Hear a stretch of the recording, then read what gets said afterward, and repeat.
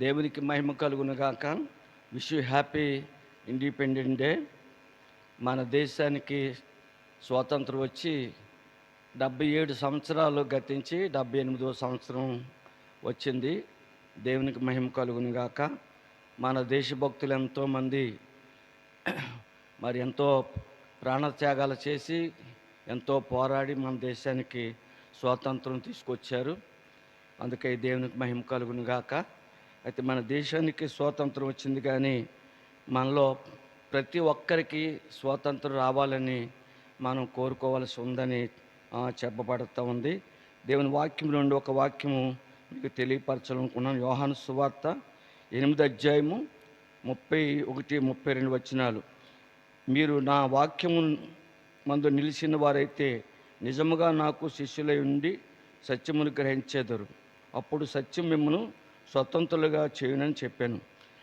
యేసు ప్రభువారు ఈ మాట తెలియపరిచారు. స్వేచ్ఛ, స్వతంత్రంగా బ్రతకాలి అనేటువంటి కోరిక ప్రతి ఒక్కరిలో ఉంది. కానీ ప్రతి మనుషునికి స్వేచ్ఛ, స్వాతంత్రం ఉండాలంటే మరి దేవుని వాక్యం చెబుతుంది, మనము ప్రతి ఒక్కరూ స్వతంత్రంగా ఉండలేకపోతున్నామని చెప్పబడుతూ ఉంది. ఎందుకంటే మత సంబంధమైన, శరీర సంబంధమైన, కుల సంబంధమైనటువంటి అనేకమైనటువంటి ఈ యొక్క విషయాలలో నుంచి మనం బయటకు రాలేకపోతున్నాం. బంధకాల్లోనే ఉన్నామని చెప్పడానికి సందేహం ఏమి లేదు. అందుకని మనం స్వాతంత్రంగా బ్రతకలేకపోతున్నాం. ప్రతి ఒక్కరు కూడా, ప్రతి మానవుడు తన పాపపాశముల చేత బంధించబడి ఉన్నాడని సామెతలు 5:22 రాయబడింది. పాపం చేయి ప్రతివాడు పాపమునకు దాసుడు. అయితే దేశానికి స్వాతంత్రం వచ్చింది, కానీ ప్రతి మనిషికి స్వాతంత్రం రాలేకపోతుందంటే అయితే మనుషులు దేని చేత బంధించబడ్డారు అని మనం ఆలోచించినట్లయితే మనుషుడు పాపపాశముల చేత, బంధకముల చేత బంధించబడి ఉన్నాడని సామెతలు 5:22 మనకి చెప్పబడుతుంది. ప్రతి మనుషుడు పాపం అనే దానికి బంధించబడి ఉన్నాడు. ఇంకో మాట ఏమిటంటే యోహాను సువార్త 8:34 ప్రభునందు ప్రియులారా, పాపం చేయి ప్రతివాడు పాపమునకు దాసుడని దేవుని వాక్యం చెబుతోంది. ఎవరైతే పాపం చేస్తాడో ఆ పాపం వానికి వారు ఆ పాపం అతన్ని ఏలుతూ ఉంటుంది, కాబట్టి పాపానికి దాసుడిగా ఉన్నాడని చెప్తుంది. కనుక మానవుడు శరీరమునకు, పాప నియమమునకు దాసుడుగా ఉన్నాడు. ప్రతి మనుషుడు కూడా శరీరంలో అనేటువంటి పాపమునకు దాసుడిగా ఉన్నాడని రోమా 7:26 చెప్పబడుతూ ఉంది. దీనిని బట్టి చూసినట్లయితే ప్రతి మనుషుడు కామము, క్రోధము, మదము, మత్సరము అను అసూయ, ద్వేషము, లోభము, ఈర్ష్య, అలరితో కూడిన ఆటపాటలు అనేటువంటివి వాటితోటి ప్రతి ఒక్కరు కూడా జీవిస్తూ ఉన్నాడు. వాటి నుంచి విడుదల పొందలేక జీవిస్తూ ఉన్నాడు. అంతేకాకుండా అంతరంగంగా చూసినట్లయితే ప్రభునందు ప్రియమైనటువంటి వారులారా, అంతరంగంలో దొంగిలించాలి అనే మనసు, తలంపులు బానిసై స్వాతంత్రం లేక ఉన్నాడని చెప్పడంలో సందేహం లేదు. కనుక ఏ భేదము లేదు, అందరూ పాపము చేసి దేవుడు అనుగ్రహించి మహిమను పొందలేకపోతున్నారని రోమా 3:23 మనం చదువుతూ ఉన్నాం. నీతిమంతులు లేడు, ఒక్కడో లేడు. రోమపత్రిక 3:11 కూడా ఈ మాట చెప్పబడుతుంది. కనుక ప్రతి ఒక్కరూ స్వాతంత్రమును కావాలి. ప్రతి ఒక్కరికి స్వాతంత్రం కావాలి. ఈ పాపము నుండి, పాపపాశముల నుండి స్వతంత్రులుగా జీవించాలంటే ఆ పాపం నుండి విడుదల పొందాలి. దీనిని ప్రభు అయిన యేసు ఈ విధంగా చెప్పడం జరిగింది. యేసు ఒకప్పుడు ఒక్కరు మాత్రమే ఇవ్వగలరు. పాపం నుంచి విడుదల అనేది యేసు ప్రభు ఒక్కరు మాత్రమే ఇవ్వగలరు. మీ అపరాధముల చేతను, పాపముల చేతను మీరు చచ్చిన వారై ఉండగా ఆయన మిమ్మును క్రీస్తుతో కూడా బ్రతికించనని ఎఫెసీ 2:1 రాయబడింది. కనుక ప్రియమైనటువంటి వారు, మన అపరాధం చేతను, పాపం చేతను మనం చచ్చిన వారుగా, దాసులుగా ఉంటున్న సమయంలో యేసుప్రభు వారు మనల్ని విడిపించటానికి ఆయన ఈ లోకానికి వచ్చారన్నమాట అండి. ఎఫెసీ 2:1 పాపులను రక్షించడం క్రీస్తు యేసు లోకమునకు వచ్చిన. యేసుప్రభు వారు వచ్చింది ఎందుకంటే ప్రతి మనిషికి స్వాతంత్రం ఇవ్వాలి, స్వేచ్ఛ ఇవ్వాలి. దేని నుండి? పాపముల నుండి, అపరాధముల నుండి. ప్రతివాడు బానిస అయిపోయి త్రాగుడికి, రకరకాలైనటువంటి చెడుతనాలకి, మరి ద్వేషాలకి, అసూయలకి, పగలకి బానిస అయిపోయి స్వేచ్ఛ లేకుండా, స్వతంత్రం లేకుండా, సంతోషం లేకుండా జీవిస్తున్నాడు. కాబట్టి అలాంటి వారికి మరి రక్షించటానికి, వారికి స్వేచ్ఛా స్వాతంత్రం ఇవ్వటానికి యేసుప్రభు వారు ఈ భూలోకానికి వచ్చారు. తిమోతి పత్రిక 1:15 యేసుక్రీస్తు రక్తం ప్రతి పాపం నుండి మనలను పవిత్రులుగా చేయను. యేసుక్రీస్తు రక్తం ప్రతి పాపం నుండి మనల్ని పవిత్రులుగా చేసి మనల్ని విడుదలపరిచి మనం స్వేచ్ఛగా స్వతంత్రంగా బ్రతకటానికి అవకాశం ఇవ్వటానికి ఆ వాక్యం మనకి మరి తెలియచేయబడుతుంది. అందుకని యేసుప్రభు వారు ప్రతి మనిషికి స్వాతంత్రం ఇవ్వటానికి వచ్చారని చెప్పడానికి ఏ విధమైన సందేహం. యేసు రక్తం ప్రతి పాపం నుండి మనలను పవిత్రులుగా చేయనని 1 యోహాను పత్రిక 1:7 మనం చదువుతూ ఉంటుంటాం. కనుక ప్రియమైనటువంటి వాళ్ళారా, దేశానికి మనకు స్వాతంత్రం వచ్చింది, సంతోషం. అయితే ప్రతి మనుషుడు స్వతంత్రంగా బ్రతకగలుగుతున్నాడా అని అంటే దేనికో ఒకదానికి బానిసైపోయి, దాసుడైపోయి, మరి బంధకాలతో జీవిస్తున్నాడని చెప్పడానికి ఏ విధమైన సందేహం కూడా లేదు. అందుకని దాని నుండి విడుదలపరచడానికే ప్రభు అయిన యేసుక్రీస్తు లోకానికి 2000 సంవత్సరాల పూర్వం, 2024 సంవత్సరాలకు పూర్వం యేసు ప్రభు వారు ఈ భూలోకానికి వచ్చి నరుడిగా వచ్చి మరి నరుడిగా జీవించి 3.5 సంవత్సరాలు అద్భుతమైనటువంటి సేవ చేశారు. అనేకమైన మర్మాలని, సత్యాల్ని ఆయన బోధించారు. ప్రభునందు ప్రియమైనటువంటి వాళ్ళారా, ఆయన బోధలో ప్రాముఖ్యమైనటువంటి ఉపదేశం ఏంటంటే దేవుని రాజ్యం సమీపించింది, పరలోక రాజ్యం సమీపించింది, మారుమనసు పొందండి, సువార్తనే నమ్మండి అని యేసుప్రభు వారు చెప్పడం జరిగింది. కనుక ఈ లోకరాజ్యాలన్నీ ఒకనాడు అంతమైపోతాయి, కానీ మరి దేవుని రాజ్యము శాశ్వతము నిరంతరం ఉంటుంది. కాబట్టి ఆ రాజ్యంలో చేరే వాళ్ళకి స్వేచ్ఛ, స్వాతంత్రం ఉంటుంది. ప్రతి ఒక్కరూ కూడా స్వేచ్ఛగా, స్వతంత్రంగా, సంతోషంగా జీవించగలుగుతారని ఆయన ప్రభువారు ఆహ్వానించారు. కనుక ఈ స్వాతంత్రం అనుగ్రహించి క్రీస్తు మనలను స్వతంత్రులుగా చేయుచున్నాడు. ఈ స్వాతంత్రం అనుగ్రహించి క్రీస్తు మనలను స్వతంత్రులుగా చేయుచున్నాడు. కాబట్టి మీరు నిర్భయముగా నిలిచి మరలా దాస్యమని కాడి కిందకు చిక్కుకొనకూడని గలతీ పత్రిక 5:1 అపోస్తులైన పౌలు తెలియపరుస్తున్నాడు. కనుక ఈ స్వాతంత్రం అనుగ్రహించి, ఏ స్వాతంత్రము? పాపపాశముల నుండి మనం విడిపించడానికి యేసుప్రభు వారు ఈ లోకానికి వచ్చి ఆయన రక్తం కార్చి ప్రాణం పెట్టారు. ఆయన 3వ దినాన్ని తిరిగి లేచి సమాధిని గెలిచి 3వ దినాలు లేచి ఆరోహణమై వెళ్ళిపోయారు. అయితే ప్రభునందు ప్రియులారా, ఎందుకు ప్రాణం పెట్టారు ఆయన అంటే ఈ లోకంలో ఉన్నటువంటి ప్రతి మానవుల కోసం, పాపపాశ బంధకముల నుండి విడిపించడం కొరకు, స్వాతంత్రం ఇవ్వటం కోసం ఆయన ప్రాణం పెట్టారు. ఆయన దేవుడు కాబట్టి, దేవుని కుమారుడు కాబట్టి తిరిగి లేచి ఆయన ఆరోహణమై వెళ్ళిపోయారు. కనుక ఆయన మాటలు ఎవరైతే నమ్ముతారో, ఆయన వాగ్దానాలు ఎవరైతే అంగీకరిస్తారో, ఆయన మాట విని ఆయన దగ్గరికి ఎవరైతే వస్తారో, ప్రభునందు ప్రియులారా, వారి ప్రతి పాపం నుండి మనల్ని విడుదలపరుస్తాడు. అందుకని ఈ స్వాతంత్రం అనుగ్రహించి క్రీస్తు మనలను స్వతంత్రులుగా చేసి ఉన్నాడు. కాబట్టి మీరు నిర్భయముగా నిలిచి మరలా దాస్యమని కాడి కిందకి చిక్కుకొనకుండా అని అపోస్తలుడైన పౌలు గలతీ 5:1 చెప్పబడింది.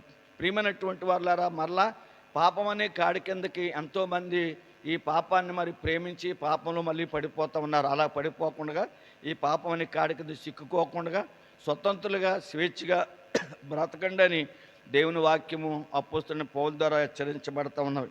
ఇదిగో స్వస్థత నొందితిరి, మరియు ఎక్కువ కీడు కలగకుండానట్లు ఇక పాపం చేయకుమని యేసుప్రభు వారు మరొక పాపాత్మురాలైనటువంటి స్త్రీకి మరి అనేక మంది ఆమెను బంధించి పాపం చేస్తుండగా పట్టుకొని తీసుకొచ్చారు. యేసుప్రభు, పాపులను రక్షించడానికి వచ్చానన్నావు కదా, మరి ఈ పాపని ఎలా రక్షిస్తావో రక్షించు. ధర్మశాస్త్రం ఏమేమి రాయబడి ఉందంటే మరి పాపం చేసినటువంటి రాళ్ళతో కొట్టి చంపాలని ధర్మశాస్త్రం చెప్తుంది. మరి ఈమెను ఏం చేయమంటావు అని అడిగినప్పుడు యేసుప్రభు వారు భూమి మీద వంగి ఏదో రాస్తూ ఉన్నట్టుంటే వారు పట్టువిధులకు అడిగినప్పుడు మరి మీలో పాపం లేనివాడు మొదట రాయేయండి అని చెప్పినప్పుడు మరి ఒకరి తర్వాత ఒకరు అందరూ వెళ్ళిపోయారు, ఎవరు రాయలేకపోయారు. ఎందుకంటే అందరూ పాపులే, పాపం లేనివాడు ఎవరు కూడా ఈ భూలోకంలో లేడు. కనుక అందరూ వెళ్ళిపోయారు. అప్పుడు అమ్మ, ఎవరూ నీకు శిక్ష విధించలేదా అని తలెత్తి యేసు ప్రభు వారు చూసినప్పుడు లేదు ప్రభు అని చెప్పిందా ఆ స్త్రీ. నేను కూడా నిన్ను శిక్షించను, నీవు ఇక పాపం చేయొద్దు అని చెప్పి ఆమెకి ఈ మాట చెప్పి ఆమెను పంపించారు. యోహాను సువార్త 5:14 ఈ మాట మనం చూస్తుంటాం కనుక యోహాను సువార్త 8 క్షమించండి, యోహాను సువార్త 8:11 చూస్తుంటుంటాం. కనుక క్రీస్తు రక్షకుడిగా అంగీకరించిన వారందరూ పాపము నుండి విడుదల, స్వేచ్ఛ, స్వాతంత్రము అనుగ్రహించబడిందని చెప్పడానికి ఏ విధమైన సందేహం లేదు. ఎందుకంటే దేవుని వాక్యానికి ప్రభువుకి ఆ శక్తి ఉందన్నమాట అండి. హెబ్రీ పత్రిక 4:12 ప్రియమైనటువంటి వాళ్ళారా, అక్కడ చక్కని వాక్యము ఈ విధంగా వ్రాయబడి ఉంది. ఆ మాట మనం చదువుకుందాం, ఒకసారి చదువుకుందాం. ప్రభునందు ప్రియమైనటువంటి వాళ్ళారా, హెబ్రీ పత్రిక 12:4 మీరు పాపముతో పోరాడుటలో రక్తము కోరనంతగా ఇంకా దానిని ఎదిరించలేదు. క్షమించు 4:12 4:12 ఎందుకనగా దేవుడు వాక్యము సజీవమై బలము గలదై రెండంచు గల ఎటువంటి ఖడ్గము కంటే వాడిగా ఉండి ప్రాణాత్మలను, కీళ్లను, మూలుగులను విభజించినంత మట్టుకు దూరుచు హృదయ తలంపులను, ఆలోచనలు శోధించుచున్నది. దేవుని వాక్యానికి చాలా శక్తివంతమైనటువంటి వాక్యము దేవుని వాక్యము. రెండించెలు కలిగినటువంటి వాడగలిగినటువంటి ఖడ్గము లాంటిదన్నమాట.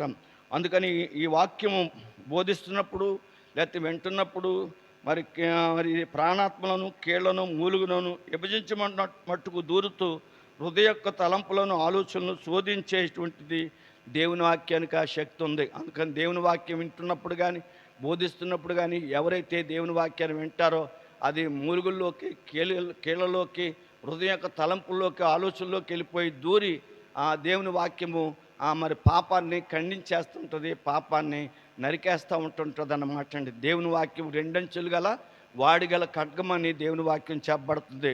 అందుకని దేవుని వాక్యాన్ని మనం విన్నట్లయితే మనము పాపము నుండి, శాపము నుండి, అనేక బంధకాల నుంచి మనం విడుదల పొంది స్వేచ్ఛగా, స్వతంత్రంగా మనం బ్రతకగలిగించేటువంటిది దేవుని వాక్యమని మరి చెప్పబడుతుంది. అందుకని ప్రభునందు ప్రియమైనటువంటి వాళ్ళారా, ప్రకటన గ్రంథం 19:13 ఏమని రాయబడిందంటే దేవుని వాక్యం అనే పేరు ఆయనకి పెట్టబడి ఉందని, యేసు ప్రభు వారికి పెట్టబడి ఉందని అక్కడ చెప్పబడుతుంది. అందుకని యోహాను సువార్త 1:1 ఆదియందు వాక్యం ఉండెను, వాక్యము దేవుని యొద్ద ఉండెను, వాక్యము దేవుడై ఉండెనని చెప్పబడింది. కనుక వాక్యమే దేవుడు కనుక యేసు ప్రభు వారు వాక్యమైనటువంటి దేవుడు మరి ఈ లోకానికి శరీరధారిగా వచ్చి ప్రభునందు ప్రియులరా నీ కొరకు, నా కొరకు, యావత్తు ప్రపంచంలో ఉన్నటువంటి మానవుల కొరకు యేసు ప్రభు వారు తన ప్రాణం పెట్టారు. ఆయన వాక్యాన్ని ధ్యానించిన, చదివిన, ఆయన వాక్యమందు విశ్వసించిన మనము పాపపాశముల నుండి, బంధకాల నుండి, మరి భయంకరమైనటువంటి అన్ని బంధకాల నుంచి కూడా మనము విడుదల పొంది స్వేచ్ఛగా బ్రతకగలిగేటువంటి అవకాశాన్ని మన ప్రభు మనకి అనుగ్రహించడానికి ఆయన సిద్ధంగా ఉన్నాడు. మరొకసారి చదువుకున్న యోహాను సువార్త 8:31-32 మీరు నా వాక్యముందు నిలిచిన వారైతే నిజముగా నాకు శిష్యులై ఉండి సత్యమును గ్రహించెదరు, అప్పుడు సత్యం మిమ్ములను స్వతంత్రులుగా చేయునని చెప్పాను. ప్రియమైనటువంటి వాళ్ళ ఈ మాట యేసు ప్రభు వారు చెప్పిన మాట కనుక మీరు నా వాక్యముందు నిలిచిన వారైతే మరి దేవుని మాటలో విని దాని యందు మీరు గైకొని వాటిని నిలిచినట్లయితే సత్యం మీరు గ్రహిస్తారు. సత్యమేదో అసత్యమేదో, ఏది నమ్మాలో ఏది నమ్మకూడదో మీకు తెలుస్తుంది. ఆ సత్యమందు నిలిచిన వారైతే అప్పుడు సత్యం మిమ్మల్ని స్వతంత్రులుగా చేస్తుందని యేసుప్రభువు వారు చెప్పారు. మరి నేనే సత్యము, నేనే మార్గము, నేనే సత్యము, నేనే జీవం అని యేసుప్రభువు వారు చెప్పారు. కనుక సత్యమైన యేసుప్రభుని అంగీకరించి నమ్మి ఆయన వాక్యాన్ని ధ్యానించి చదివి మరి యేసుప్రభు ఇచ్చేటువంటి స్వాతంత్రము, మరి రక్షణ, మరి విడుదల మీరు పొందుకొని మరి నిత్యము సంతోషంగా, సమాధానంగా మనం ఏదైతే కోరుకుంటామో మనం స్వేచ్ఛగా బ్రతకాలి, స్వేచ్ఛగా జీవించాలి అని ప్రతి ఒక్కరూ కోరుకుంటారు. కానీ ఆ స్వేచ్ఛ, స్వాతంత్రం ప్రతి ఒక్కరు పొందుకోలేకపోతున్నారు. అది నిజంగా నువ్వు పొందుకోవాలి, నేను పొందుకోవాలనుకున్నట్లయితే దేవుని వాక్యమందు మనం నిలిచిన వారు అయితే మరి సత్యము గ్రహిస్తాం. ఆ సత్యమే యేసు ప్రభు వారు నేనే సత్యాన్ని అని చెప్పిన యేసు ప్రభుని మనం నమ్ముకున్నట్లయితే ఆయన మనల్ని ప్రతి పాపం నుండి, ప్రతి బంధకము నుండి ఆయన మనల్ని విడిపించి స్వతంత్రులుగా, స్వేచ్ఛగా మనం బ్రతికించగలడని మరి ఈ స్వేచ్ఛ, స్వతంత్రం మీరు పొందుకుంటూ మరి దేవుడు మనకిచ్చినటువంటి ఈ స్వతంత్ర రాజ్యంలో మన దేశం కొరకు ప్రార్థన చేస్తూ, దేశ ప్రజల కొరకు ప్రార్థన చేస్తూ, దేశ నాయకుల కొరకు ప్రార్థన చేస్తూ, గత కాలంలో ఎంతోమంది దేశం కొరకు పోరాడి ప్రాణాలొగ్గి స్వాతంత్రం తెచ్చారు. ఆ స్వతంత్రాన్ని మనం అందరం అనుభవించేటట్లుగా దానికంటే మిక్కిలుగా ప్రభు అయిన యేసుక్రీస్తు స్వాతంత్రం పొందుకొని దీవించబడాలని ప్రభుపేట కోరుతూ మిమ్మల్ని అందరినీ దేవుడు ఆశీర్వదించునుగాక అని నా మాటలు ముగిస్తున్నాను. దేవుడి మాటలు దీవించునుగాక. ప్రార్థన చేసుకుందాం. ప్రభునందు ప్రియులరా, ప్రార్థన. మా పరలోకపు తండ్రి, నీ పరిశుద్ధ నామమునకై వందనాలు స్తోత్రాలు చెల్లిస్తున్నాం ప్రభా యేసయ్య. నాయన, ఈ లోకంలోకి ప్రభు మీరు వచ్చారు. ప్రతి మనిషికి స్వాతంత్రం ఇవ్వాలని మీరు వచ్చారు. ప్రతి మనిషి పాప పాశముల చేత బంధించబడి ఏదో ఒక పాపంలో, ద్వేషంలో, అసూయలో, పగలో, ఈర్ష్యలు అనేటువంటి గుణాలతో ప్రభు బంధించబడిపోయి దాంతో సతమతమవుతుంటున్నటువంటి ప్రతి మానవుణ్ణి నాయన వారి పాపం నుండి విడిపించి విమోచించటానికి నీవు నాయన నరుడిగా పుట్టి రక్తం కార్చి ప్రాణం పెట్టావు. నీ రక్తమే మా పాపం నుంచి విడిపించేటువంటిది. మా యొక్క స్వాతంత్రాన్ని, మాకు స్వేచ్ఛని స్వతంత్రంగా బ్రతికించేటువంటిది నాయన. నీ యొక్క మాటలు, నీ రక్తం కనుక నీ రక్తంతో శుద్ధి చేసి ప్రతి మనిషికి విడుదల దయచేయమని ప్రార్థిస్తున్నాం. అలాగే మా దేశం కోసం ప్రార్థిస్తున్నాం. మా భారతదేశాన్ని మీరు కాపాడండి, దీవించండి నాయన. నీ కృపలో బలపరిచి అనేక రీతులుగా వర్ధల చేయమని ప్రార్థిస్తున్నాం. మా దేశాన్ని పరిపాలిస్తున్నటువంటి నాయన నాయకులైనటువంటి వారందరి కొరకు ప్రార్థిస్తున్నాం. మరి ముఖ్యంగా ప్రధానమంత్రి గారి కొరకు, ముఖ్యమంత్రుల కొరకు, నాయన ఎమ్మెల్యే కొరకు, ఎంపీల కొరకు, నాయన పరిపాలన ఉన్నటువంటి అధికారులు ఉన్నటువంటి అందరి కొరకు నీ నామం పేట ప్రార్థిస్తున్న వారిని దీవించండి, ఆశీర్వదించండి.